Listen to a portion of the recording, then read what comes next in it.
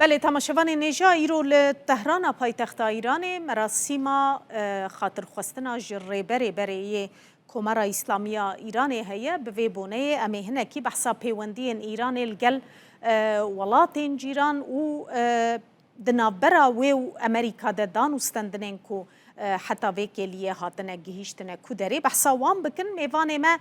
و جاره پروفسور فواد زدیه سپور پیوندی ایرانو امریکاییه بخوا ماموسته زانینگه ها تهرانیه جه تهران الگلمه دم باش برئیست بخیر هاتی روداوی گلو پشتی ریکفتن و آگربسته امیل پیش خستنا پیوندیان دنا برا هولیر و تهرانه ده ببینن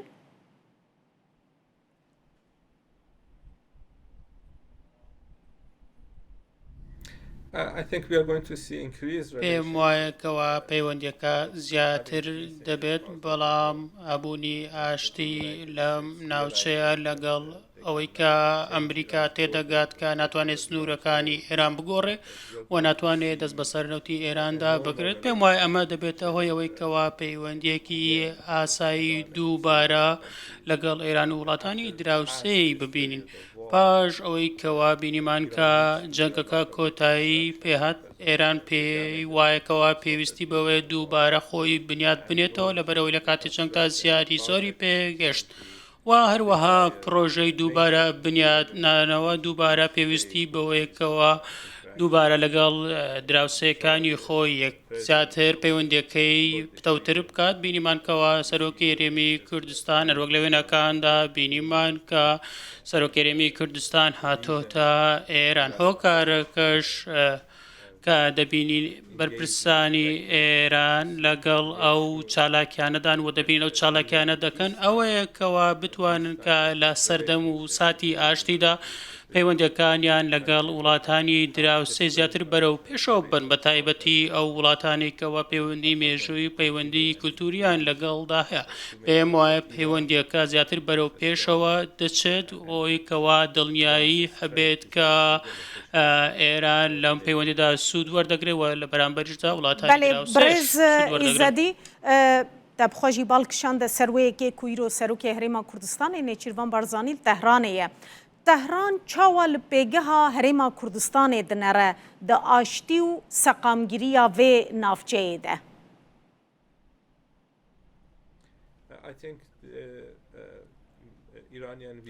پێم وایەکەوە تێڕوانینی ئێرانی ئەوەیە کە کوردەکان ویستویانە ئاشتی لە ناوچەکە بنیاد بنێن پێم وایە پەیوەندی هەردوو لە زۆر باشە بینیمانکەوە ئەمریکا ویستی دراوسەکانی ئێران بەکاربێنێت بۆیکەوە لە دراوسێتی و لە ڕێی دراوسێتیەوە هێرش بکرێتە سەر ئێران بەڵام بەرپرسان و هەروەها سەرۆکی هەرێمی کوردستانیش بینیمانکەوە ئەمەیان ڕەت کردوتەوە و ڕەتیان کردوتەوە کەوا فەرمان لە واشنگتن وەربگرن و دوای ئەوەش ئیدارەی ترامپ ڕخنەی زۆری گرت ئەوان لە بیریان نییە و نازانن کە خەڵکی کورد زۆر سربەخۆن زۆر بەهێزن و بە هیچ شێوەیەک نابنادار دەستی هیچ وڵاتێک و ناچن کە فەرمان لە واشنگتن وەربگرن و بە هیچ شێوەیەک بە پارە و بە چەکیش ناکردرێن و بەرپرسە ئەمریکەکان سەیری خەڵکی ناوچەکە بە شێوەیەک دەکەن کە بتوانن بە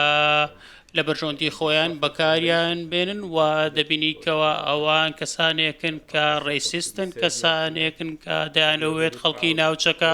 ببنە کەسانێکە لە بەرژۆندی ئەوان کار بکەن پێم وایەکەوە کوردەکان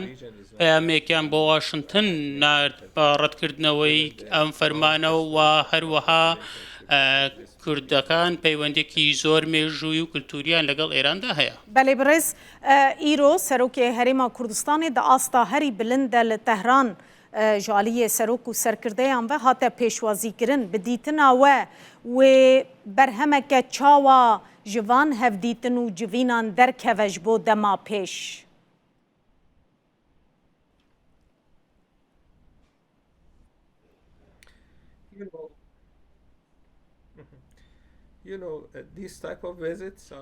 ئەم جۆرە سەردانانە لە ڕاستیدا سەردانی باون سەردانی ئاساین و لە سەراسی جیاواز ئەنجام دەدرێن ئەمڕۆ دەبینین کەەوە ئەمڕێ و ڕسمە ئەنجام دەدرێت شاندی وڵاتان زیاتر لە 100 وڵات بەشداری تێدا دەکەن پێم وایە کەەوە بەرپرسە ئێرانیەکان زۆر مەشغوڵ دەبن و سەرقاڵ دەبن و پێم وانیە کەەوە بتوانن لەم سەردانەدا زۆر بە وردی باسی پەیوەندەکان بکەن ئەم سەردانێکەوە ئەم جارە کراوە بە جۆرێکە کە زیاتر سەرخۆشیە و سەرکۆنەی ئەم هێرشانەی سەر ئێرانە و ئێران لە ماوەی ڕابردوو بینیمانەکەەوە چۆن قوربانی داوە ئەم جۆرە سەردانانە پێم وایەکەوە پەیوەندەکان زیاتر بەرەو پێشەوە دەبەن و بەراورد بە سەردانەکانی پێش و پێم وایە هێزێکی زیاتریان هەیە و بەرپرسانی ئێرانیش ڕێزی زۆر لە سەرکردە کوردەکان دەگرن و سەرکردە کوردەکانیش بە هەمان شێوەن بەرامبەر بە ئێران من پێم وایە ئەمە دەبێت بەو شێوێ بێت کە بێکەوە ئاوە ڕێز لە دراوسەی یەکتری بگرین ئێمە دەبێت دراوسەیەتی بە شتێکی گرنگ و بەبەها سیر بکەین زیاتر بۆ ئەوەی کەوا پەیوەندەکە بەرەو پێشەوە بچێت دەتوانین زیاتر پەیوەندەکە فراوان بکەین دەتوانین دۆخمان باشتر بکەین و بەرژەوەندی هاو بەشیش بپارێزین بەڵام ئەوەی کەوا ئەمڕۆ هەیە زیاتر تایبەتە بەم ڕێوڕسمەیکەوە ئێستا بەڕێوە دەچێت و لە ماوەی داهاتووشدا ئێمە ئەم جۆرە سەردانانەمان هەر لە بیر دەمێنێت و ئێرانیەکانی زۆر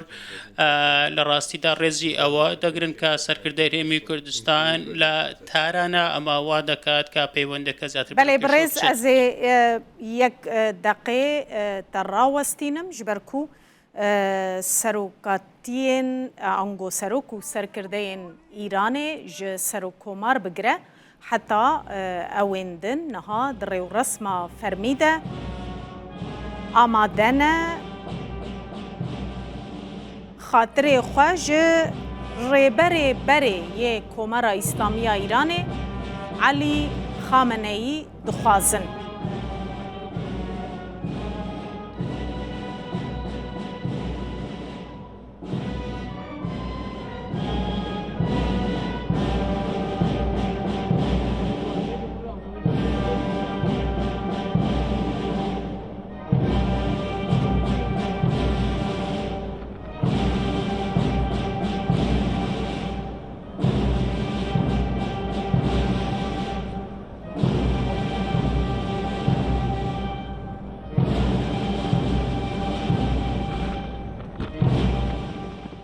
برێز ئیزادیە زێجارێکە دم بەگەرم جەم وە کیژان گرت کیژان وار هەنەک و تەهران و هەولێر کارن دەما پێش پەیوەندیên xwe tê de berevpêştir bibin bazirganî aborî û warên din bi dîtina we di kîjan kerta de zêdetir derfet heye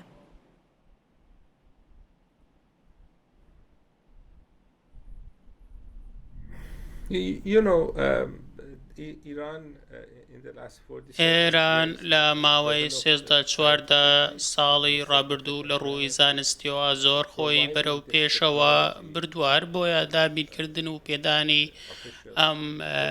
تەکنەلۆژیە بۆ بەرپرسانی هەرێمی کوردستان پێم وایەکەوە کاری لە پێشینە دەبێت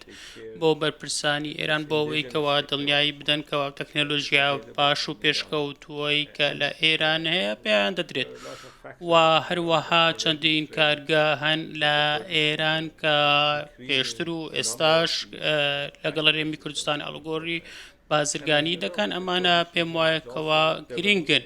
هەرێمی کوردستانی زۆر بە خێرایی بەرەو پێشەوە دەچێت بەرپرسان لە هەولێرکاری باشان کردووە بۆ ئەوەی کەوا بتوانن هەرێمەکە خۆشگوزەران و بەرەو پێش چوو بێت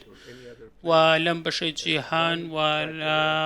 ناوچەکانی دیکەی جیهانیش یەکێک لە فاکتەرە سەرەکیەکانی خۆش گوزەرانی ئەوەیە کەوا لەگەڵ دراوسێکت ئالوگۆڕی بازرگانی بکەیت لەبەرەوەی کەوا ماوەکە زۆر